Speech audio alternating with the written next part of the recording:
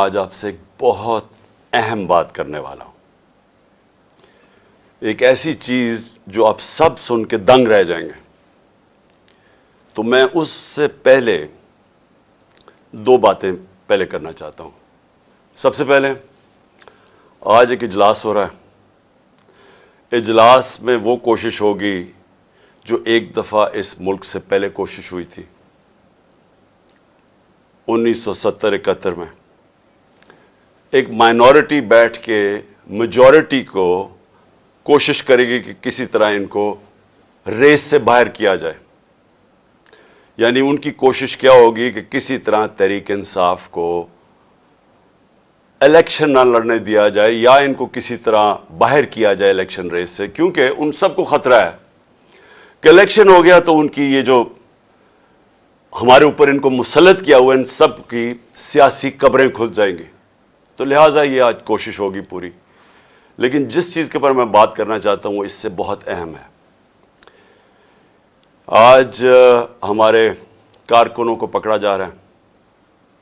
ایک ایسا crack down ہوا ہے جو کہ میری زندگی میں کسی جمہوریت میں اس کی مثال نہیں ہے.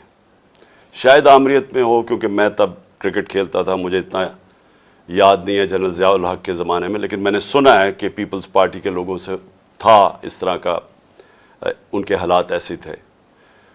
لیکن جنرل مشرف کا مارشل لا تو میں جانتا, میں نے کبھی اس طرح کا کریک ڈاؤن نہیں دیکھا. پتہ نہیں کتنے 100 ورکرز یہاں ادھر سے اٹھا لیے ہیں, پنڈی میں, اسلام آباد میں لوگوں کو پکڑ رہے ہیں, جیلوں میں پکڑ رہے ہیں, فیصل آباد میں. یعنی ایک ایسا ہے کہ جس طرح تحریک انصاف کوئی اتنی خوفناک جماعت ہے, کوئی مجرموں کی جماعت ہے کہ ان کو جدھر پکڑو ان کو جیلوں میں ڈالو. میڈیا کے اوپر پریشر ہے کہ اس کو دکھاؤ نہ.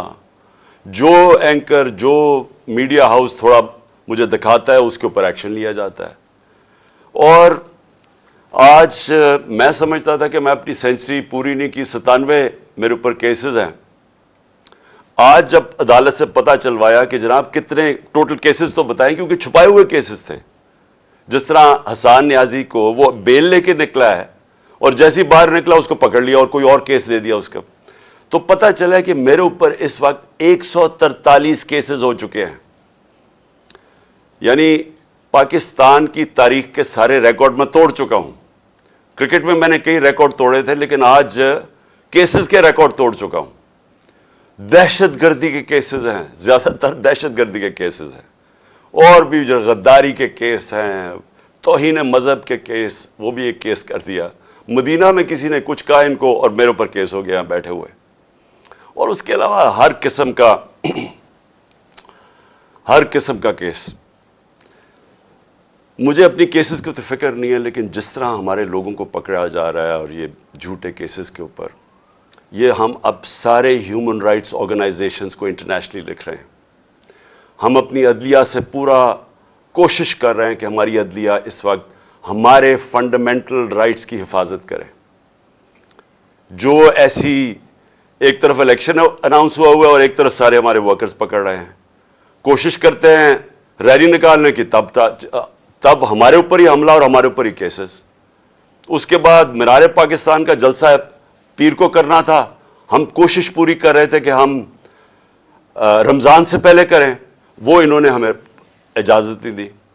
آج شکر ہے عدالت نے اجازت دی, اور انشاءاللہ ہفتے کو انشاءاللہ مجھے پورا اپنے لاہور کے لوگوں کی اوپر امید ہے کہ یہ وہ جلسہ ہوگا جو سارا پاکستان یاد رکھے گا, اس لیے کہ سارا پاکستان دیکھے گا قوم کھڑی کدھر ہے. آج یہ قسم کا ریفرینڈم ہوگا جو یہ ظلم ہو رہا ہے آج ہمارے اوپر.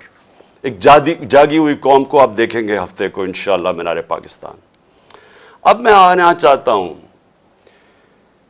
کیونکہ مجھے آج پتہ چلا کہ میرے اوپر کنٹیمپٹ ہو گیا ہے کہ میں وہاں اسلام آباد کی عدالت میں پہنچ کیوں نہیں سکا جو وعدہ کیا ہوا تھا. میں آج ذرا بتانا چاہتا ہوں کہ میرے آنریبل چیف جسٹس صاحب بھی اسلام آباد ہائی کورٹ کی, یہ ذرا دیکھیں کہ میرے سے ہوا کیا ہے.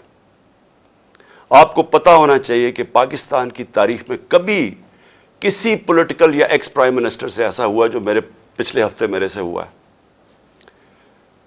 مجھے 5 گھنٹے لگے وہاں سے ٹول پلازا اسلام آباد کے موٹر وے سے جوڈیشل کمپلیکس پہ پہنچنے کے لیے 5 گھنٹے لگے. ساری راستے ناکے. صرف ایک آدمی کے لیے موٹر وے تقریباً بند کیا ہوا تھا, میرے لیے.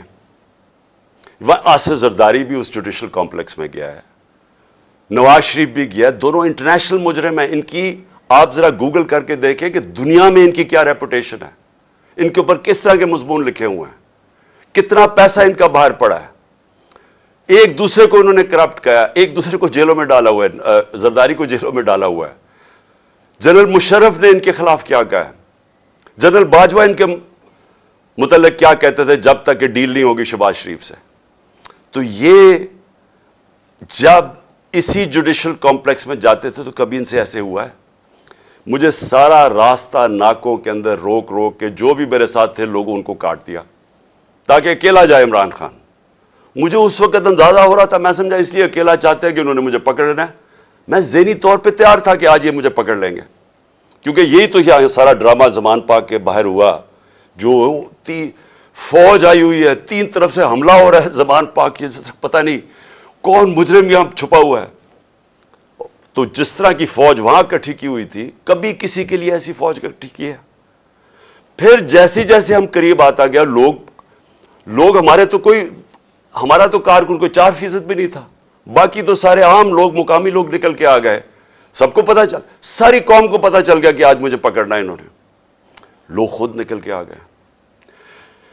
جیسے ہی میں پاس جاتا رہا تو میں نے دیکھا کہ پولیس کی نفری بڑھتی گئی اور ہمارے اوپر اٹیک ہو گیا ٹیئر گیس کا.